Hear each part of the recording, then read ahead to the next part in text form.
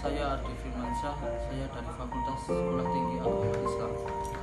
Saya di sini akan memaparkan tentang ilmu ekonomi makro.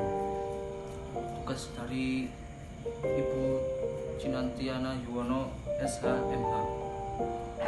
Kita harus ketahui dulu ilmu ekonomi makro itu ada dua, yaitu ekonomi mikro dan makro. Apa sih ekonomi mikro itu?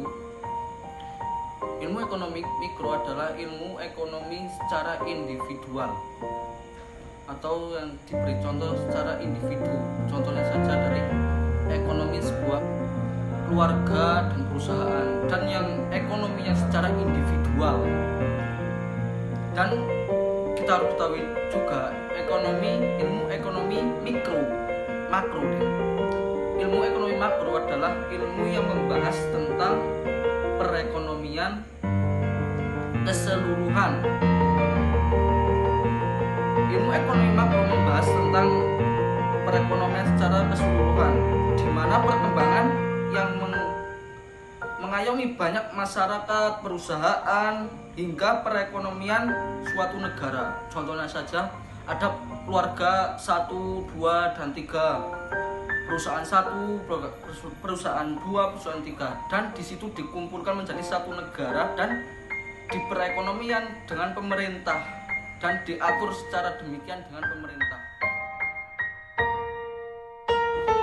Ya, adapun tujuannya dari ekonomi makro, tujuan yang pertama yaitu meningkatkan pendapatan suatu ekonomi makro. Maksudnya dengan pendapatan suatu ekonomi makro itu dapat mengetahui pendapatan atau pertumbuhan sebuah negara tersebut, perkembangan dari suatu ekonomi dari perusahaan kita. Tujuannya yang kedua yaitu membuka lapangan kerja. Jadi adanya peluang untuk lapangan kerja untuk orang-orang yang belum memiliki pekerjaan. Contohnya banyak yang di desa-desa ada perusahaan lagi ingin merekrut security atau merekrut apa yang bisa meluangkan orang untuk bekerja di situ, dan pengangguran di Indonesia bisa diringkas semuanya dengan adanya membuka lapangan kerja. Ketiga yaitu meningkatkan kapasitas produksi. Dengan adanya meningkatkan kapasitas produksi, dan jadi produk di Indonesia atau produk lokal mengendalikan inflasi. Salah satu penyebab mengenai inflasi adanya pemerintah terlalu besar terhadap suatu barang jasa sehingga menyebabkan kenaikan harga. Jika inflasi tersebut pertumbuhan perekonomian akan menghambat dan pengaruh melambungnya harga barang yang sangat tinggi, memiliki pengangguran dan nilai mata uang menurun. Menjaga kestabilitas ekonomi. Menjaga suatu kestabilitas ekonomi itulah pentingnya bagi negara tersebut. Karena para pelaku ekonomi memiliki kepercayaan untuk berinvestasi atau untuk berkaryalah, kayak mendirikan usaha sendiri.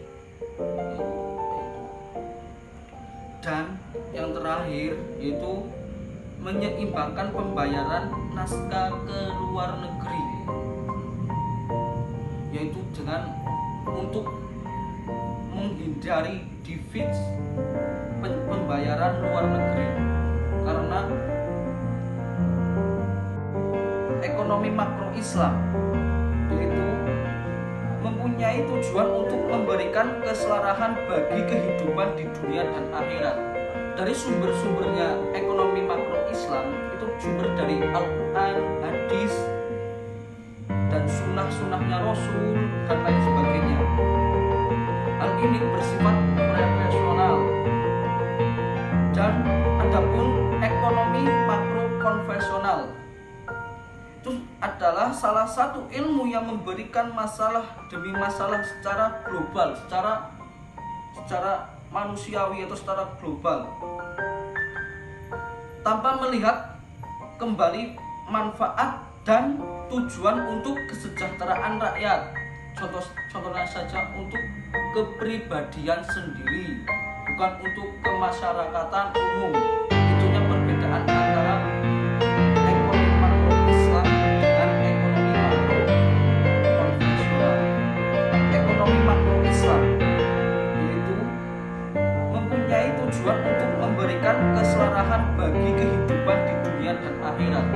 Dari sumber-sumbernya ekonomi makro Islam itu sumber dari Al-Quran, hadis, dan sunnah-sunnahnya Rasul dan lain sebagainya. Hal ini bersifat profesional. Dan adapun ekonomi makro konvensional itu adalah salah satu ilmu yang memberikan masalah demi masalah secara global, secara manusiawi atau secara global, tanpa melihat kembali manfaat dan tujuan untuk kesejahteraan rakyat. Contohnya saja untuk kepribadian sendiri, bukan untuk kemasyarakatan umum. Itunya perbedaan antara ekonomi makro Islam dengan ekonomi makro konvensional. Sekian dari saya. Wassalamualaikum warahmatullahi wabarakatuh.